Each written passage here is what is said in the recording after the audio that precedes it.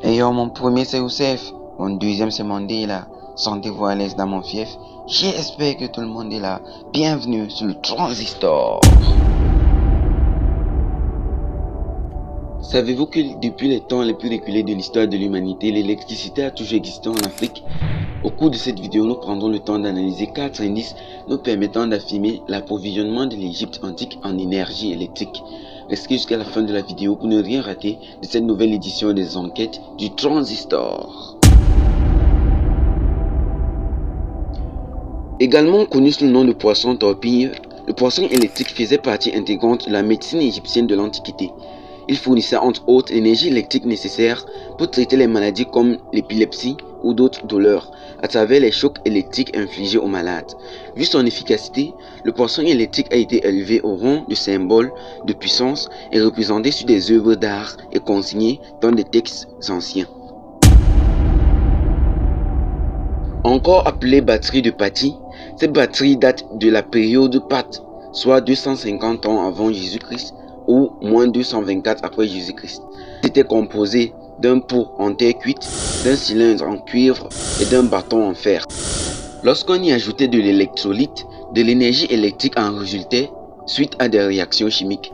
Cette énergie électrique servait dans la corrosion des métaux, la fourniture des décharges électriques et la stimulation des muscles. Encore connu sous le nom de papyrus Leyde X, le papyrus de Leyde est un manuscrit médiéval datant de la période ptolémaïque, soit 305 avant Jésus-Christ. Ce texte antique décrit de manière très détaillée la découverte de l'électricité en Égypte antique. Il décrit concrètement un phénomène qu'ils appellent le feu qui jaillit de l'eau. Et cette eau qui fait jaillir le feu était utilisée en médecine pour traiter des maladies.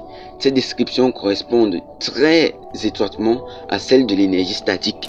Le papyrus de Leyde décrit également des expériences scientifiques avec des substances mettant en évidence des étincelles ou des flammes, ce qui nous renseigne sur l'étude de l'électricité à cette époque. L'ambre est une résine fossile utilisée en Égypte antique dans la production de l'électricité à travers plusieurs procédés. Par frottement, les Égyptiens frottaient l'ambre avec des tissus et des peaux d'animaux pour générer de l'énergie statique. Par chauffage, une fois chauffée, la conductivité électrique de l'ambre était augmentée.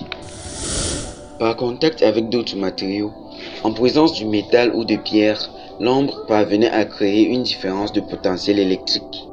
Ces indices prouvent à suffisance que l'électricité a bel et bien été découverte en Afrique depuis plusieurs siècles. N'oubliez pas de liker la vidéo, de la partager avec vos amis, de laisser vos impressions en commentaire et surtout de vous abonner à la chaîne si vous n'y êtes pas encore. Merci d'avoir suivi et à très bientôt sur le Transistor.